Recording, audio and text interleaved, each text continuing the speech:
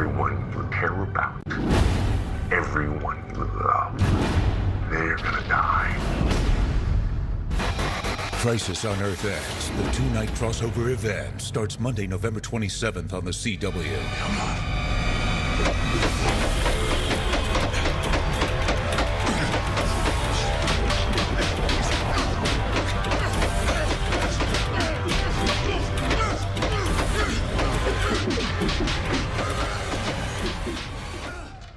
Hey everybody, so they just dropped a whole bunch of teasers for the 4-way crossover, so I'm going to break that down, but I also made my Arrow episode 6 video, so I'll do that too. But we'll start with the crossover stuff first, because that's what everybody's freaking out about. So if you're just finding me for the first time, be sure to subscribe to get everything. I'll explain what the schedule is for the next couple of episodes at the end of the video too, and there is a new round of that Flash Ring giveaway.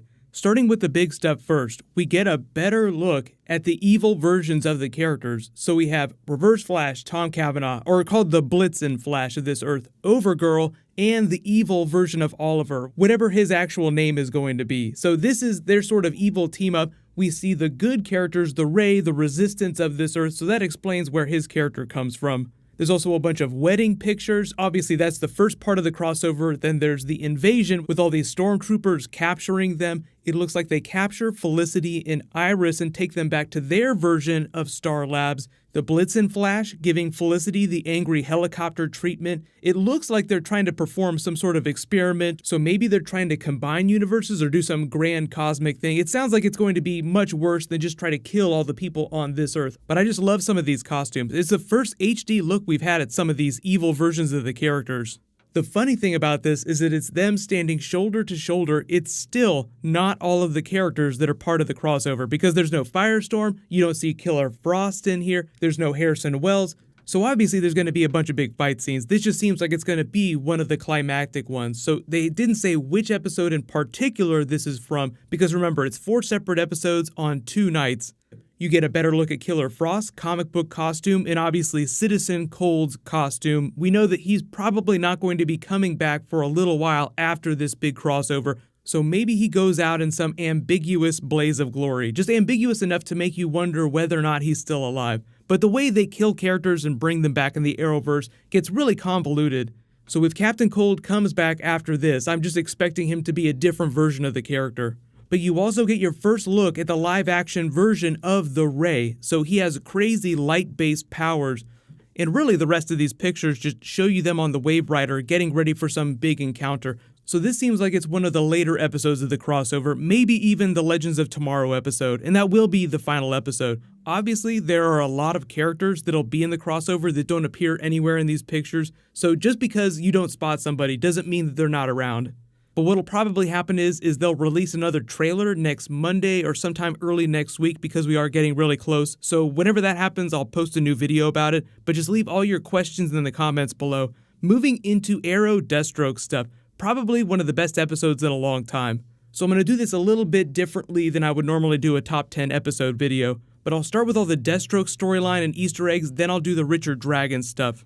But the whole idea here is that they want to leave the Deathstroke character in a place where he can still be doing stuff in the Arrowverse, whether or not they're actually able to bring him on the show. So obviously you know that there's a Deathstroke movie that's going to be happening. I don't want to do spoilers for Justice League yet, but there is some stuff in that movie that explains a little bit about what's going to be going on. But they did that really cool reverse Star Wars narrative where Deathstroke, the Darth Vader of this equation, is trying to save his son, Luke Skywalker. Like imagine Star Wars if it was the other way around. Luke Skywalker redeems Darth Vader, but what if Darth Vader was the one trying to redeem Luke Skywalker?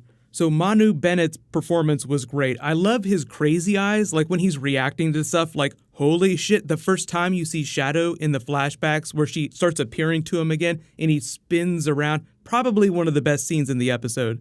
But we get to see the origin of the modern Deathstroke costume. That's our new prototype. Should be ready in less than a year. Just to explain the flashback timeline. So what happens is you start 7 years ago. They basically found him washed up on the Philippines. So imagine the season 2 finale in the flashbacks where Oliver pokes his eye out and then everything blows up and Slade thinks that Oliver's dead, Oliver thinks that Slade is dead, and they both go about their business until you see Deathstroke resurface in this scene during the second half of Arrow Season 2 in present day.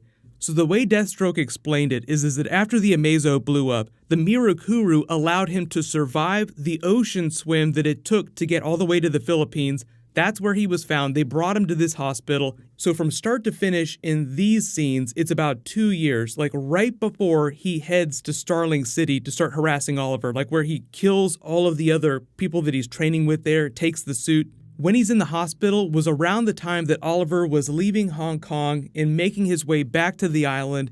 Then once Deathstroke starts to go crazy and hallucinate Shadow again over that period of time, that's when Oliver was doing the Bratva flashbacks. So the funny thing is that while Slade has been spending all this time with his son training, slowly going crazy, Oliver has actually left and come back to the island multiple times. Because remember, he left and went to Hong Kong. Then he came back for all the Constantine stuff, the Teyana stuff that happened during the season 4 flashbacks.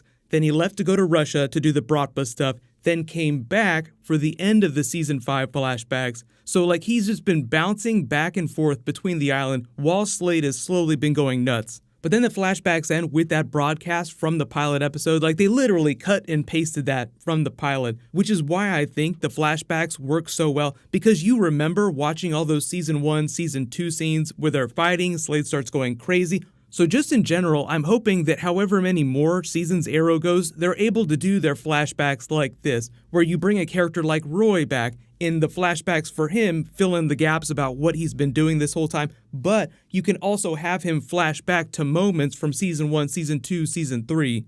The big universe building moment at the end is when Joe reveals that Grant Wilson exists. You have another son that Mother never told you about. So we officially now have Grant Wilson Ravager on the TV show. But what the TV show has done is it's changed the order in which Deathstroke's children have been born. So obviously we haven't heard about Rose Wilson yet. We only know about Grant and Joe. In the comics, Grant Wilson is the oldest. He becomes the first version of Ravager.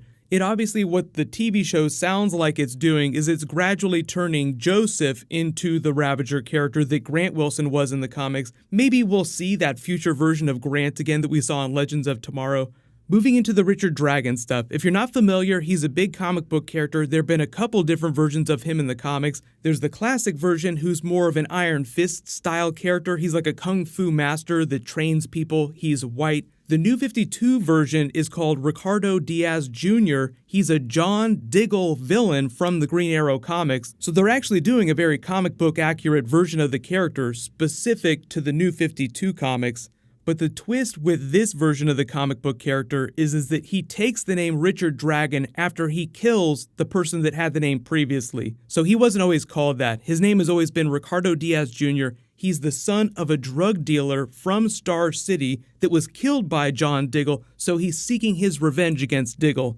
So the minor tweak to the TV show version is that he was a drug dealer, a member of the Scorpions gang when the Glades sort of blew up in the first couple of seasons, got thrown in prison, then somehow was able to blackmail or kill enough people to get the State Department to let him out, and then basically killed anyone associated with his past. So all the paper trail, anybody that booked him, all the law enforcement officials. The whole thing with the Diggle steroids plot was a little weird, but they had to wrap this up sooner rather than later, so I'm happy that he came clean to everybody. But it's basically the end of the Diggle-led Team Arrow, because Oliver's back now, and obviously he can't get the meds anymore, so he's still going to have the shakes, so Oliver's going to have to put the costume back on. But as far as we know, Richard Dragon on the TV show is just like a really big drug kingpin. He has no greater ambition. So we'll see if there's anything bigger behind that, or if there's any intersection with the Kate and James villain plot, because right now you have like a couple different villains on the TV show, and they have nothing to do with each other. But what's going to happen next is because next week is Thanksgiving, the episode is titled Thanksgiving, and that'll be the lead-in to the 4-way crossover, because right after that next week will be the first night of the crossover. So you literally go from Thursday to Monday to like everything exploding in everyone's faces across the multiverse. But there is a new round of that Flash Ring giveaway. All you have to do to enter is be a subscriber, leave a comment on this video. I'll announce a new winner when I post my next Justice League video, because there's still a ton of Justice League stuff we need to talk about. My next one will be my spoiler review. That'll post on Saturday, then I'll start doing Easter eggs. You can click here for brand new Flash and that Wonder Woman crossover scene, and you can click here for my brand new Black Panther trailer. Thank you so much for watching. Everybody stay awesome. I'll see you guys tonight.